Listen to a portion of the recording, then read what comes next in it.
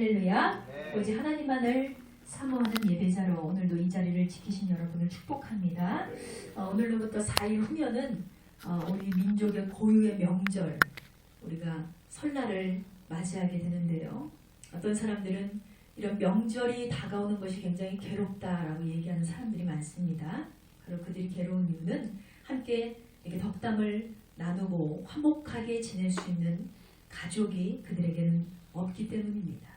가족이 없는 사람들에게는 명절이 아무런 의미가 없어요. 그래서 그냥 지나가 버리거나 평소보다 더 극한 외로움에 그들은 시달리게 되는 것이기 때문입니다. 그러나 다행히도 우리에게는 가족이 있습니다. 평소에는 이 가족에 대한 소중함을 인식하지 못하고 사셨다면 오늘로부터는 외롭고 쓸쓸하게 가족 없이 지내는 사람들을 생각하시면서 나에게 가족이 있다는 것이 얼마나 큰 은혜이고 축복인지 기억하시고 감사하는 우리가 되기 원합니다. 또 하나님께서 맺어주신 육신의 가족들 외에도 이렇게 교회 안에서 맺어주신 믿음의 가족들이 우리에게는 있습니다. 그러니 저와 여러분은 두 배로 행복한 사람임을 믿으시기 바랍니다. 이 모든 것은 다 하나님의 은혜고요. 하나님의 자녀가 되었기 때문에 우리가 누리게 되는 성도의 복입니다. 자, 양옆 좌우에 계신 분들과 인사 나누겠습니다. 새해에는 하나님의 복을 듬뿍 받으십시오. 하나님의 복을 듬뿍 받으십시오. 아멘.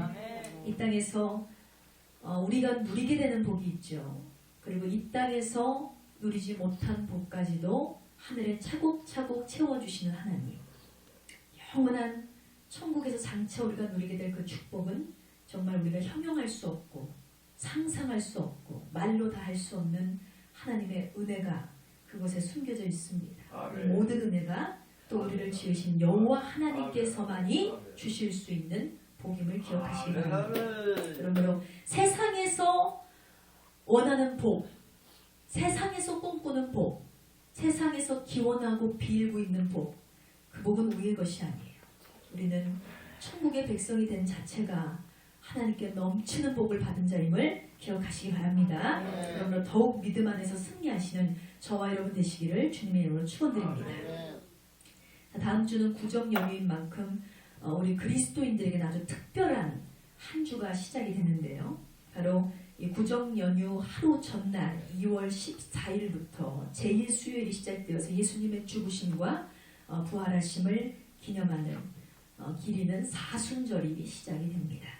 이 주보에 첨부된 사순절 말씀 묵상 달력 다들 받으셨을 텐데 잘 보이는 곳에 붙여두시거나 늘 가지고 다니시면서 매일 잊지 말고 하나님의 말씀을 묵상하시고 기도로 승리하는 이 사순절을 보내시기 바랍니다. 자, 오늘 하나님께서 저와 여러분에게 주시는 말씀 호세아서 12장 3절로 6절 말씀으로 이기는 자가 승리자이다. 이기는 자가 승리자이다. 이런 제목으로 함께 은혜를 나누고자 합니다. 어떤 사람이 캄캄한 밤중에 길을 걸어가다가 그만 발을 헛디는 통에 깊은 웅덩이 같은 그런 낭떠러지에 이렇게 빠지고 말았습니다. 한참을 굴러가다가 나뭇가지를 쫙 붙잡았어요. 살려달라고 막 소리를 쳐봤지만 주위에서는 아무런 소리가 없었습니다.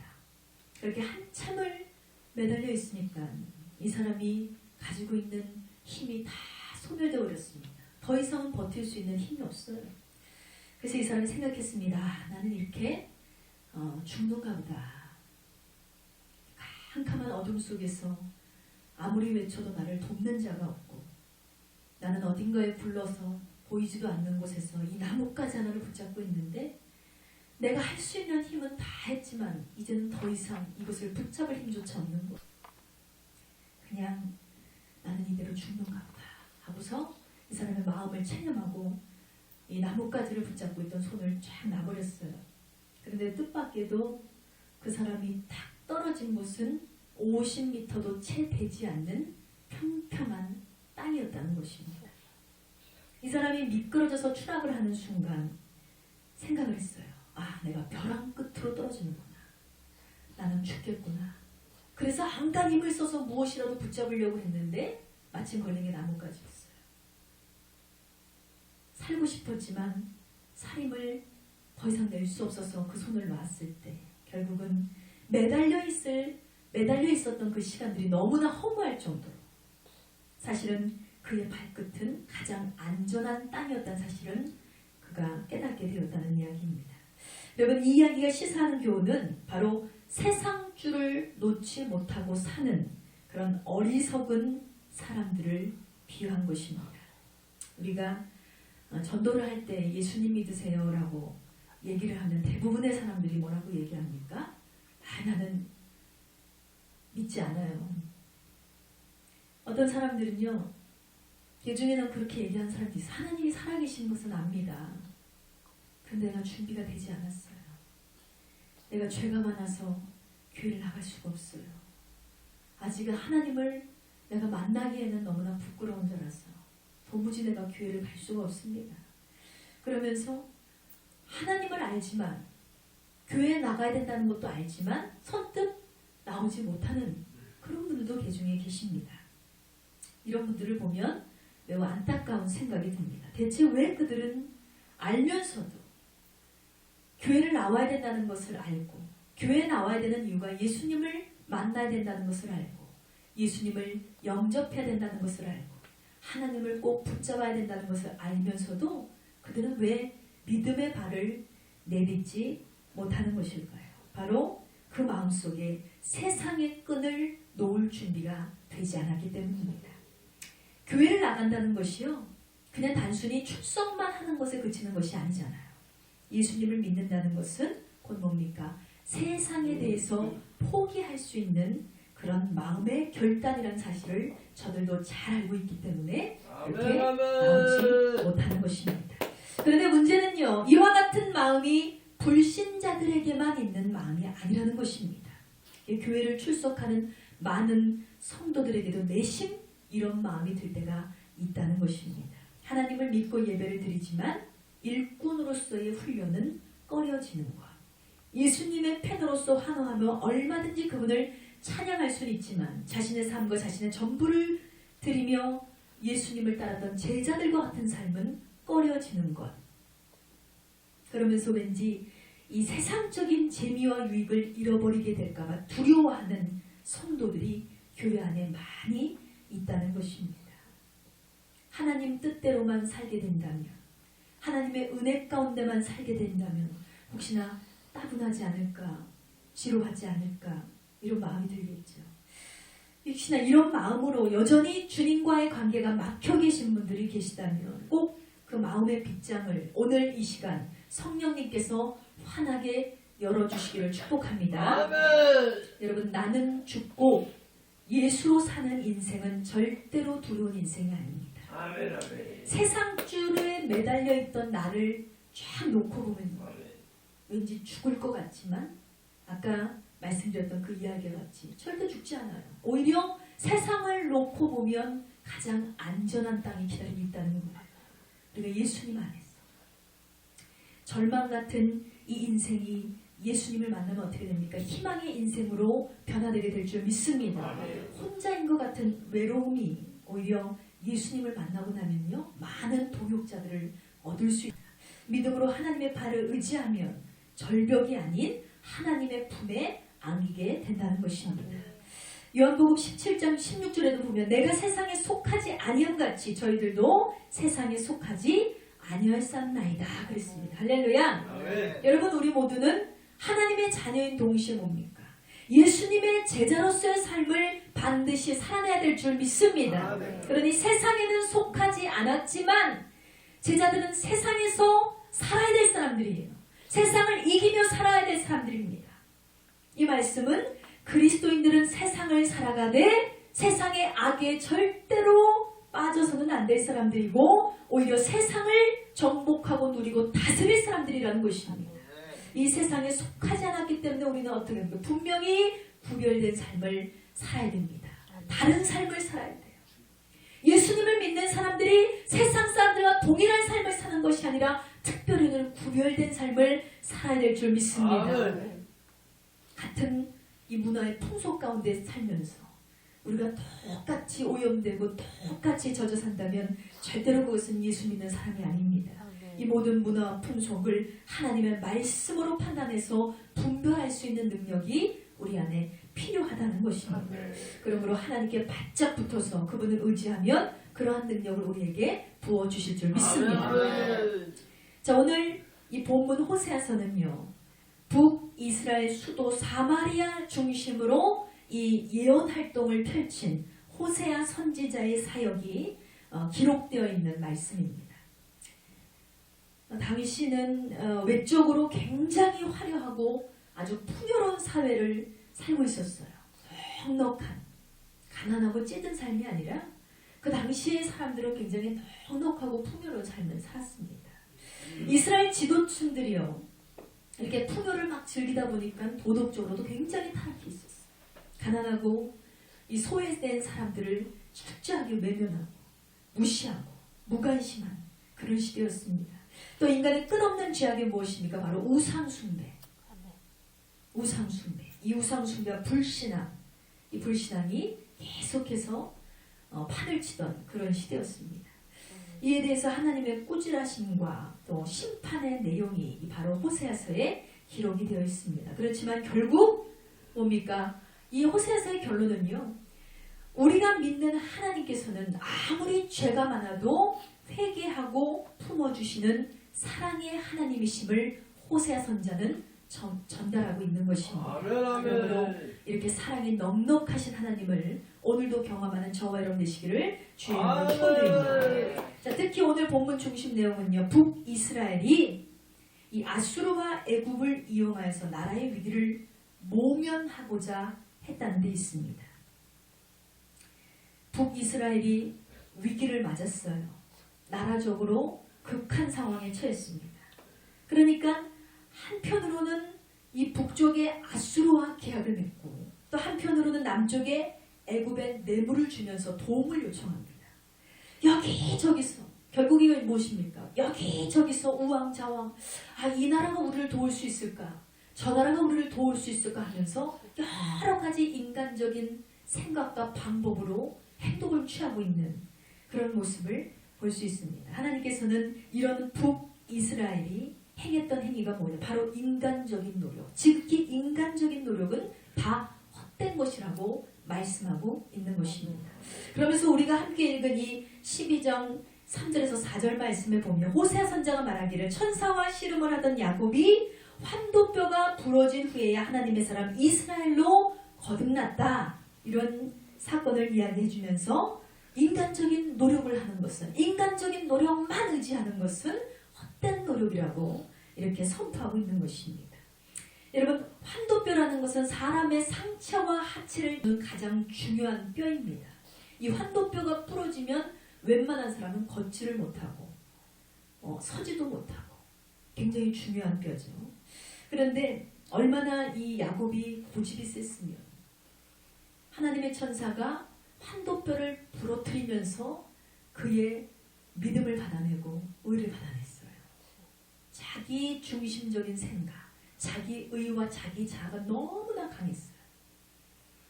근데 하나님께서는 이 고집이 센 야곱도 사랑하셨기 때문에 그의 환도뼈를 내리치시면서까지 그를 구원으로 인도하셨고 생명으로 인도하셨고 하나님의 자녀로 인도하셨다는 것입니다. 그래서 야곱은 환도뼈가 부러지고 나서야 결국에는 자신의 고집을 꺾고 하나님만을 의지하는 믿음의 사람이 될 수 있었다는 것입니다. 여러분, 하나님을 의지하지 않고 인간 스스로가 만들어내는 노력과 방법만으로는 절대로 우리의 문제를 해결할 수 없습니다. 그러므로 어떤 문제를 만나더라도 하나님의 뜻을 가장 먼저 구하시기를 축원드립니다. 여러분이 위기를 해결할 수 있는 방법은요, 오직 하나님께만 있습니다. 하나님께만. 그리스도인은 인간적인 생각을 접고 하나님만 의지함으로 삶의 문제를 해결해 나가야 할 줄 믿습니다.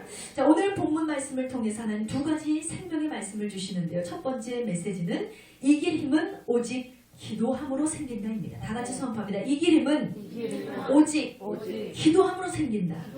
아멘. 자, 본문 호세아서 12장 4절 말씀에 보면 천사와 힘을 겨루어 이기고 울며 그에게 간구하였으며 하나님은 베델에서 저를 만나셨고 거기서 우리에게 말씀하셨나니 이렇게 기록되어 있습니다. 자, 야곱이 죄를 짓고 삼촌 라반의 집으로 도망을 갔어요. 이 외삼촌 라반의 집으로 도망을 간 지 무려 20년이 지난 후에 라반의 집에서 나올 수가 있었습니다. 왜 야곱이 도망을 가야 했습니까? 어떤 죄를 지었습니까? 그는 이 팥죽 한 그릇을 싹 들이내밀면서 자신의 친형인 이 에서의 장자권을 빼앗으려고 했잖아요. 그리고 아버지로부터 에서로 위장한 다음에 그 장자의 축복을 몽땅 자기가 받고 나왔으니 이 사실을 알게 된 형은 그를 죽이겠다고 달려들었어요. 그러니 살기 위해서 도망을 친 것입니다. 그렇게 야곱은요, 자신이 지은 죄 때문에 사기꾼이에요. 아버지를 속이고, 눈이 침침한 아버지를 속이고, 형을 속이고, 교묘하게 먹을 것을 이용해서 모든 축복을 자기가 혼자 다 받았잖아요. 그렇게 돼버렸으니 결국은 살기 위해서 그가 도망을 쳤는데, 결국은 그렇습니다. 죄값은 반드시 치르게 돼 있어요. 그의 죄값으로 20년이라는 시간을 그렇게 그는 하나님 앞에 훈련받아야 했고, 그렇게 사람 앞에서도 훈련을 받아야 했습니다. 결국은 20년 세월을 가족과 떨어져 지냈습니다. 그러나 이제는 아버지의 집에 돌아가고 싶은 마음이 큰 거예요. 고향으로 돌아가고 싶은 마음. 그래서 20년 정도가 지났으면 형 에서의 마음이 좀 누그러들지 않았을까라는 생각을 해서 아버지의 집으로 돌아가려고 했는데, 그 고향의 상황을 살펴보니까 형이 야곱이 돌아온다는 소식을 듣게 됐어요. 그래서 야곱 이놈 내가 당장 죽여버리겠다 해가지고 그 20년이 지났지만 형의 그 분도가 가시지 않아서 형은 이 군대를 400명이나 이끌고 20년이 지난 지금도 자신을 죽이겠다고 하면서 달려드는 거예요. 이 소식을 들은 야곱이 어떻게 해요? 자신이 할 수 있는 모든 방법을 동원해서 형의 마음을 풀어보려고 노력을 했습니다. 선물도 보내고. 근데 형의 분노를 풀어보려고 할 수 있는 노력은 인간적인 노력은 다 해봤어요. 그러나 형은 선물에는 관심이 없습니다. 나의 축복을 빼앗아간 그 나쁜 놈, 그 사기꾼 내가 반드시 죽이고 말겠다. 나중에는요, 나하고 같이 있는 이 가족들이 나 하나 때문에 다 죽게 생겼어요. 그러니 가족도 가축도 나의 모든 소유도 다 어떻게 해요? 다 쪼개가지고 떠나보내버립니다. 결국에는 한밤중에 야복강에서 홀로 남겨진 야곱은 극한 외로움과 고통에 시달리게 됩니다. 거기서 그가 할 수 있는 방법을 이제 다 했는데 아무것도 할 수 없다는 것을 깨닫고 그는 결국 하나님께 무릎을 꿇었어요. 하나님 앞에 죽을 힘을 다해서 기도를 했다는 것입니다. 이런 야곱의 마음의 상태가 창세기 32장 7절에 나와 있습니다. 야곱이 심히 두렵고 답답하여 자기와 함께한 종자와 양과 소와 낙들을 두 떼로 나누고, 야곱의 기도의 시작은요, 야곱이 심히 두렵고 답답한 상황이 돼서야 하나님께 기도를 하게 되었다는 것입니다. 사람은 이 본연의 죄를 안고 있으므로 평안하고 여유로운 삶이 진행이 되면요, 기도하지 않습니다. 내 삶이 순조로우면 인간은 기도하지 않아요. 기도만이 살 길이라는 강한 믿음이 오지 않는 거예요. 그래서 이것을 깨닫기까지, 기도밖에 할 게 없구나. 내가 할 수 있는 것은 기도하는 것밖에 없어. 하나님을 붙잡는 것밖에 없어. 하나님께 매달리는 것밖에 없어. 이것을 깨닫기까지 얼마나 많은 수고와 노력과 시간을 다 보내야 되는지 모릅니다. 결국은 야곱이 내 힘을 다 이용해봤어요. 내 방법을 다 이용해봤어요. 이제는 사용하고 주변의 도움도 다 요청하고 그렇게 해볼 대로 해봐도 방법이 없으니까 방법이 다 소진되어 버렸어요. 바닥이 났습니다. 그제서야 하나님께 두 손을 들고 나왔다는 것입니다. 여러분, 이것이 정말 미련한 저와 여러분의 모습입니다. 창세기 32장 11절에 내가 주께 간구하오니 나의 형의 손에서 에서의 손에서 나를 건져내시옵소서. 내가 그를 두려워함은 그가 와서 나와 내 처들을 칠까 겁이 나기 때문입니다. 하나님, 나를 도와주세요. 에서의 손에서 나를 건져주세요. 살려주세요. 죽을까 두려운 거예요. 여러분, 우리들이 평소에 이 기도 생활을 등한시하고 중심으로 여기지 않고, 기도는 그저 밥 먹기 전에나 하고, 기도란 그저 예배당에 나왔을 때 남들 다 하는 시간에 같이 하는 거, 그것이 기도라고 우리가 생각할 때가 참 많습니다. 이렇게 나는 생각 안 하는데 라는 분들도 물론 계시겠지만, 여러분, 새벽재단 쌓고 계십니까? 자기의 하루의 일과를 시작하기 전에 하나님께 기도하는 시간 갖고 계십니까? 자신의 하루의 일과를 보호해 주신 하나님께 감사함으로 잠자리에 들기 전에 하나님 앞에 기도하고 계십니까? 여러분, 시시때때로 얼마나 하나님의 이름을 부르고 계십니까? 그럴 때 하나님께서는 우리를 기도의 자리로 몰아가시는데 정말 무섭게 몰아갔어요. 두려움과 겁이 날 지경에 찾아오므로 우리는 그제서야 기도의 자리로 가게 되는 것입니다. 하나님께서는 이런 야곱을요, 철저하게 홀로 격리시켜 버리셨어요. 그리고 혼자가 된 야곱은 온 힘을 다해서 눈물로 기도했습니다. 그런 하나님을 여러분 매정하다고 말할 수 있을까요? 하나님 너무 사랑하시는데, 야곱을 너무 사랑하시는데, 그 야곱이 하나님께 방법을 구하지 않아요. 하나님께 믿지 않아요. 인간적인 방법만 사용해요. 고집이 세고 아집이 세서 자기 멋대로 해요. 하나님 그를 너무 사랑하시는데 어떻게 하면 좋을까? 죽음 때문에 두려움이 생기게 하서라도 하나님은 그를 생명의 길로 인도해 주신 것입니다. 왜냐? 하나님은요, 여러분, 우리가 믿는 하나님은요, 여러분의 형편과 사정과 문제와 모든 상황을 다 알고 계십니다. 그분이 몰라서 우리에게 기도하라고 말씀하시는 것이 아니에요. 너희가 말하지 않으면 내가 몰라. 사람은 말하지 않으면 그 사람의 형편과 사정과 입장을 알 수가 없습니다. 입 다물고 있으면 아무도 모르잖아요. 그런데 하나님은요, 우리의 모든 사정을 다 알고 계세요. 아시지만 하나님은 어떤 방법으로 응답 주시길 원하십니까? 우리의 기도를 통해서 응답하시는 하나님이심을 믿으시기 바랍니다. 기도하는 자를 만나주신다는 것, 하나님을 찾고 찾는 자를 하나님은 반드시 만나주신다는 것입니다. 하나님께서 그러니 우리에게 기도하라, 기도하라, 사랑하는 내 아들아, 사랑하는 내 딸아, 네가 나에게 기도하고 호소하고 나에게 부르짖어라. 하나님 계속하세요. 권면을 하시지만 어떻게 해요? 우리가 기도하지 않잖아요. 하나님 찾지 않잖아요. 기도하지 않으면서 응답 안 해주면 하나님을 떠나는 자들이 바로 우리입니다. 그러니 하나님께서는 당신의 사랑하는 자녀가 고통스럽기를 원해서 문제를 주시는 것이 아니라 응답 주시기 위해서 우리를 기도의 자리로 내모실 때가 있다는 것입니다. 내 힘과 누구의 도움으로도 도무지 해결되지 않는 문제를 주심으로 우리의 마음을 답답하게 하시고 우리의 마음을 속상하게 하시고 우리의 마음을 두렵게 하실 때가 있다는 것입니다. 그것은 응답 주시기 위해서. 야곱이 밤을 새며 천사와 씨름을 한 것이 얼마나 철저하게 좌절된 모습이었냐면, 창세기 32장 25절에 그 사람이 자기가 야곱을 이기지 못함을 보고 야곱의 환도뼈를 치매 야곱의 환도뼈가 그 사람과 씨름할 때 위골되었더라 그랬습니다. 야곱은 허벅지 관절이 위골될 때까지 그는 기도했어요. 자신의 소원과 자신의 뜻이 이루어질 때까지. 자, 바로 호세아 선지자는 우상 숭배와 불신앙으로 영적 간음에 빠져있는 이 악한 백성들을 향해서 이 야곱의 사건을 들려주는 거예요.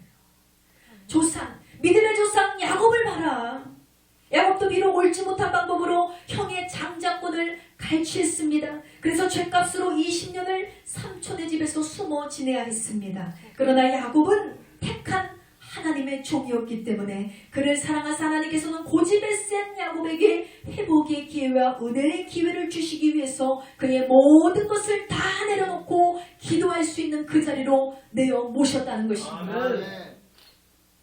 그리고 야곱이 드디어 하나님 앞에 힘을 다하여 기도하기 시작하였더니 하나님은 그를 만나 주셨습니다. 그러니 여러분들도 우리를 위해 이제까지 이렇게 참고 계신 하나님을 이제는 바라보시기 바랍니다. 사랑하시는 하나님, 이 하나님 앞에 우리가 나와서 속히 회개를 이루어야 합니다. 다시 하나님만을 바라보시기 바랍니다. 간절하게. 여러분, 우리들이 힘들고 고통스럽고 앞이 깜깜할 때 인간적으로는 생각합니다. 나는 이제 아무것도 할 수 없다.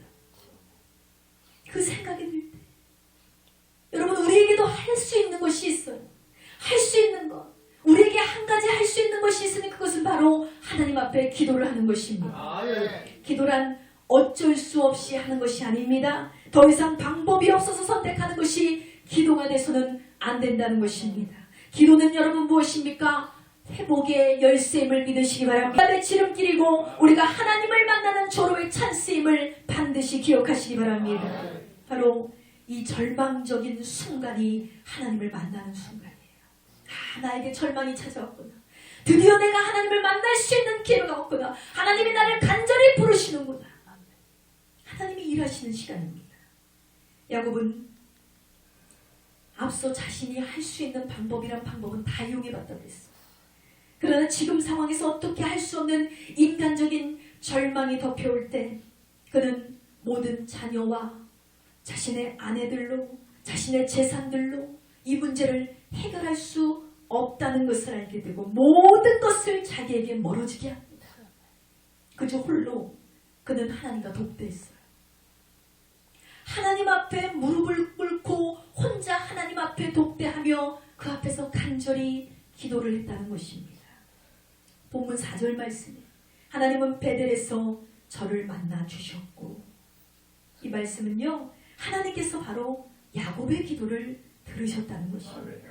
야곱의 위대한 믿음의 조상이 될 수 있었던 것은 그의 고통이 바로 하나님을 찾게 했고 힘들고 어려울 때 기도하는 것을 잊지 않았기 때문임을 믿으시기 바랍니다.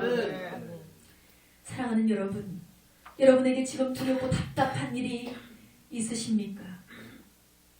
가정 안에서, 직장 안에서, 개인적으로 근심과 걱정과 염려거리, 그것이 끊임없이 우리를 찾아오고 있죠.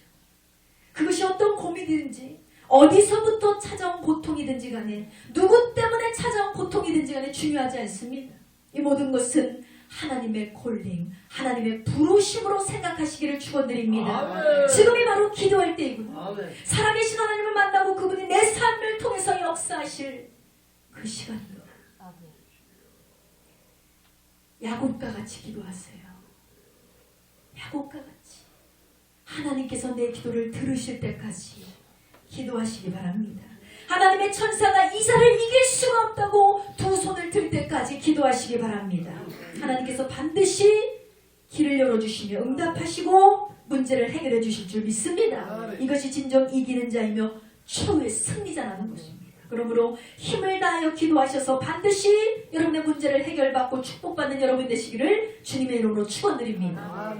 자, 두 번째 하나님 주시는 메시지는 만군의 여호와께로 돌아오라입니다. 다 같이 선포합니다. 만군의 여호와께로 돌아오라. 5절에서 6절 말씀 보세요. 저는 만군의 하나님 여호와시라. 여호와는 그의 기념 칭혼이라. 그런즉 너희 하나님께로 돌아와서 인애와 공의를 지키며 항상 너희 하나님을 바라볼지어다. 할렐루야. 선지자 호세아는 하나님을 의지할 힘을 잃어버린 타락한 백성들을 향해서 이렇게 외쳤습니다. 여러분, 하나님께서는 만군의 여호와, 저와 여러분의 하나님이십니다. 하나님께서는 자신의 이름을 걸고 이스라엘 백성들을 지켜주신 것처럼 앞으로도 우리를 지키시며 보호하시겠다고 분명히 약속을 해주셨습니다. 그러나 여러분, 우리가 이대로 하나님을 외면하고는 절대로 그분의 도우심을 받을 수가 없습니다. 우리가 어떻게 하면 하나님의 도우심을 받을 수 있을까요? 늘 우리의 눈은 하나님을 향해 있어야 됩니다. 우리의 기대와 소망과 모든 희망과 소망, 이 모든 것은 세상이 아닌 하나님께 고정해야 됩니다. 이렇게 살아갈 때 완전한 믿음 앞에 선 자만이 하나님의 약속을 만나게 될 것입니다. 여러분, 호세아가 이렇게 강력하게 하나님의 메시지를 전할 수 있었던 이유는요, 이렇게 담대하게 주저없이 타락한 백성들을 향해서 외칩니다. 그 이유는 뭘까요? 그는 완전한 믿음만이 그분의 약속을 얻을 수 있다는 것을 깨달은 자였기 때문에 그렇습니다. 믿었다가 말았다가, 의지했다가 안 했다가 아니에요. 하나님께 기도했다 말았다가, 포기했다가, 안 했다가 말았다가 아니에요. 완전히 그분께 올인된 믿음이어야 그분이 우리를 책임져 주실 줄 믿습니다. 에레미야서 33장 2절 말씀에 보면 여호와 하나님을 일컬어 이렇게 이야기합니다. 이를 행하시는 여호와, 그것을 만들며 성취하시는 여호와, 그의 이름을 여호와라 하는 이가 이와 같이 이르도다. 33장 3절에 너는 내게 부르짖으라 내가 내게 응답하겠고 내가 알지 못하는 크고 비밀한 일을 내게 보이리라 했습니다. 할렐루야. 여러분이 알고 있는 문제만 해결해 주시는 분이 이를 성취하신 여호와가 아닙니다. 여러분이 알지 못하는 일까지도, 그 비밀한 일까지도 행하시는 분, 그분이 바로 우리가 믿는 만군의 여호와라는 것입니다. 여러분, 믿음이 자꾸만 넘어질 위태할 때, 세상 염려로 실족되어서 우리가 힘을 잃어버렸을 때 자꾸만 이 말씀을 외치시기 바랍니다. 하나님 우리에게 말씀하세요. 네가 해야 될 일은 내게 부르짖는 거야. 너는 내게 부르짖어라. 내가 반드시 너에게 응답하겠다. 네가 알지 못하는 크고 비밀한 일도 내가 너를 통해서 역사해 주겠다는 거예요. 이것이 바로 저와 여러분에게 주시는 하나님의 약속임을 믿으시기 바랍니다. 우리들이 세상 것들을 바라보는데 거기에는 만족함이 없어요. 해결함이 없고 문제는 어떻게 해요? 세상 바라볼수록 계속 엉키게 되어 있습니다. 풀어지지 않아요. 그러므로 과감하게 세상에 대한 미련을 끊어내시기 바랍니다. 전도서 1장 8절 말씀에 보면 눈은 보아도 족함이 없고 귀는 들어도 차지 아니하는도다 했습니다. 할렐루야. 누가 한 말씀이에요? 여러분, 세상이 주는 온갖 부귀 영화, 아버지 만족, 하나님께서 주신 그 만족까지도 다 누려본 사람의 고백이에요. 바로 솔로몬의 고백입니다. 그는 하나님을 철저하게 의지하는 자였습니다. 하나님을 너무나 사랑하사는 무엇을 줄고, 내가 너를 사랑하는데 무엇을 내게 너무 줄고, 하나님 다 필요 없습니다. 지혜만 주십시오. 나에게 명철만 주십시오. 다른 거 다 필요하지 않습니다. 라고 고백했던 솔로몬이 그의 최후가 어떻게 됐어요? 철저하게 무너져 버렸어요. 음란하고 타락한 한 사람으로 완전히 절망뿐인 인생으로 죽었습니다. 그렇게 믿음이 좋았던 사람이 완전한 땅에 떨어지기까지는 그 마음에 변질이 있었죠. 그런 솔로몬이 고백했어요. 하나님의 은혜도 누려보고 세상의 부귀영화도 누려봤던 솔로몬은요, 이 세상의 것으로 인간에게 만족함을 줄 수 없다는 것을 깨달았습니다. 사람들은 생각합니다. 하나를 얻으면 만족할 줄 알지.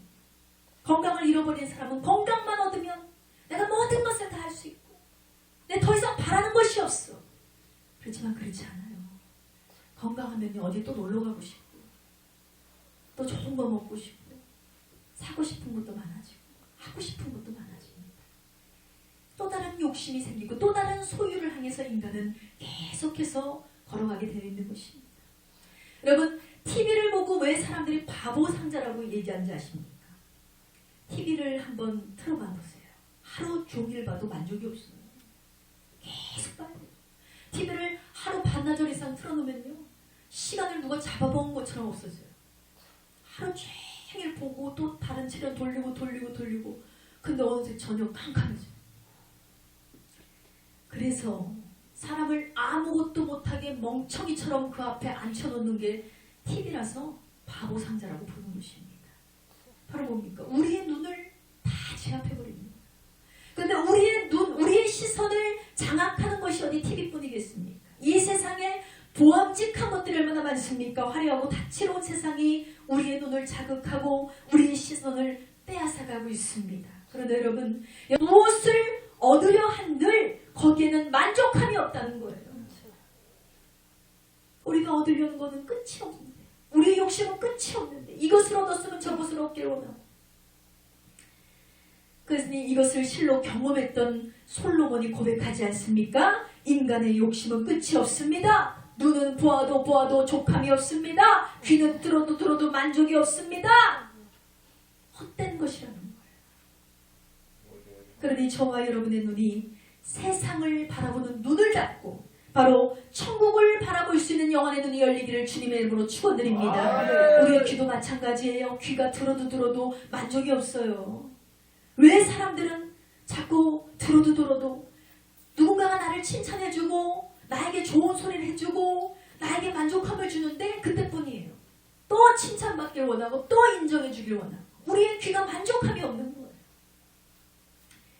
여러분, 이 귀는요, 나의 자랑을 듣기 위해서 있으라고 하나님 만들어주신 귀가 아닙니다.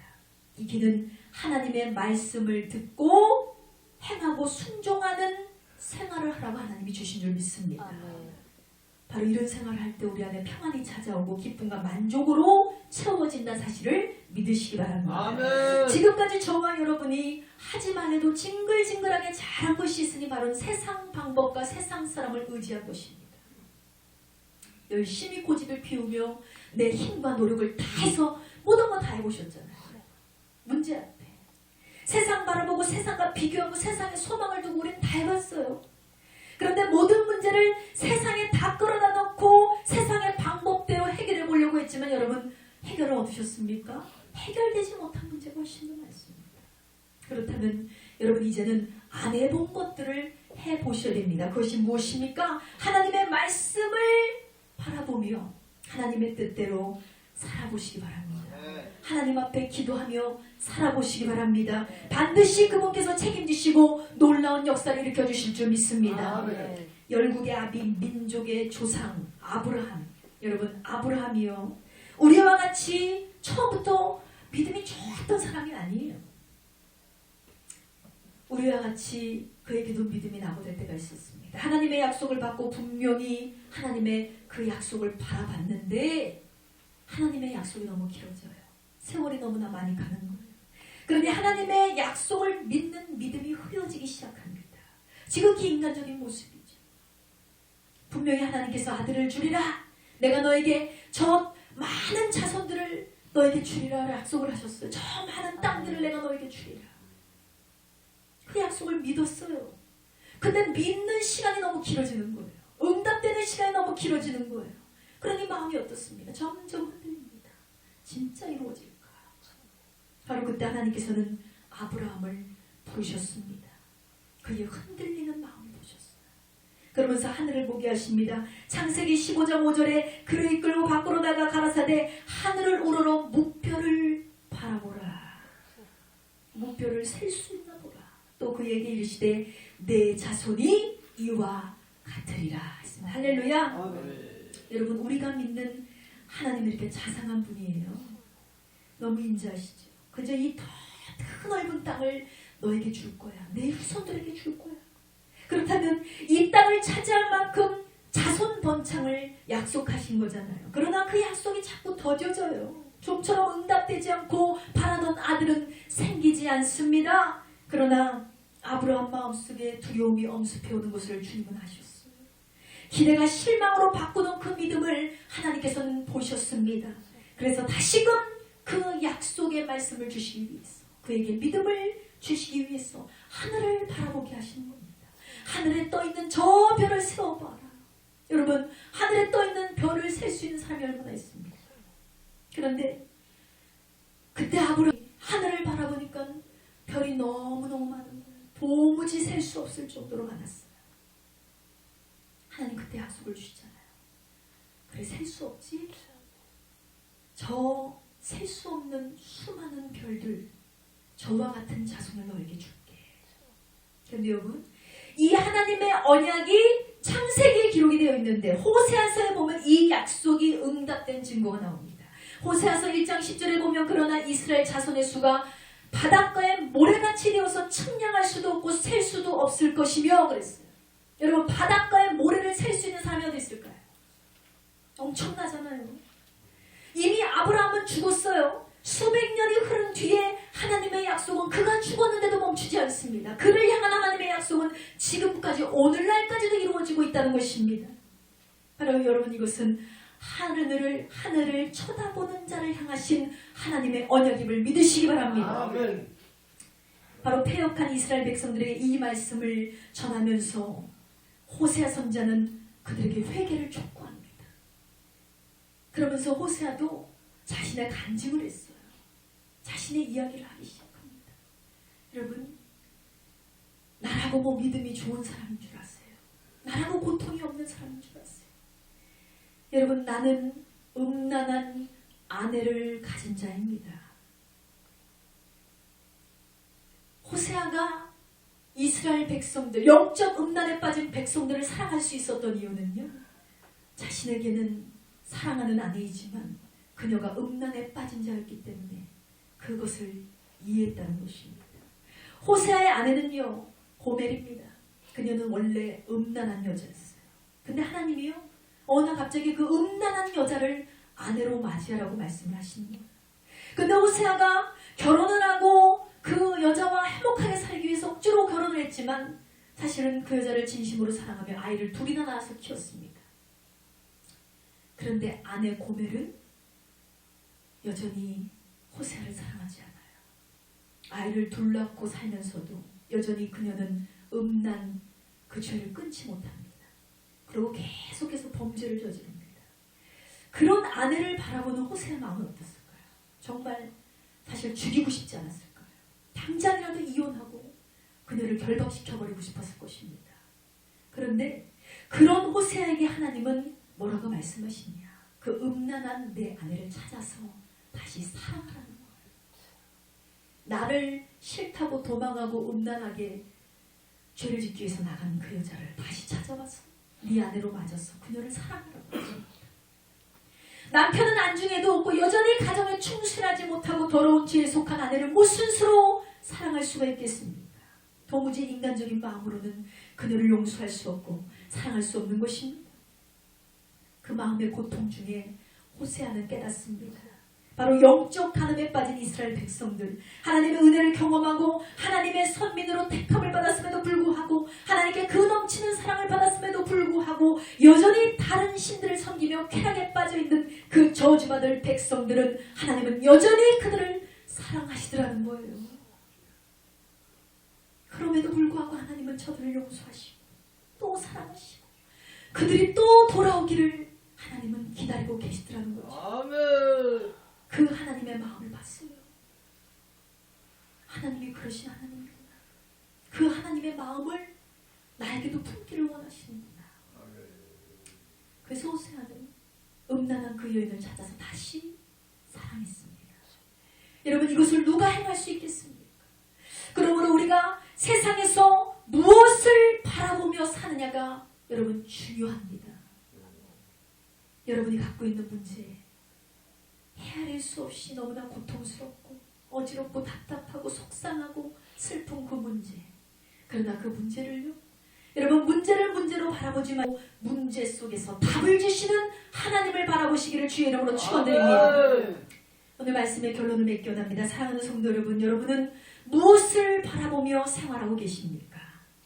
세상과 환경을 바라보며 그저 답답해하고 있진 않은지, 세상의 문제 속에서 두려워하고 겁을 내고 도망할 생각만 하고 있지 않은지, 야곱처럼 세상의 온갖 방법을 내가 다 이용해서 해결해 보겠다고 발버둥치면서 불평과 원망과 짜증만 내고 계시진 않은지, 그때마다 기억하세요. 여러분을 지으시고 창조하신 하나님이 여러분을 사랑하시고 계십니다. 그리고 여러분이 하나님 앞에 나와 기도하기를 기다리고 계십니다.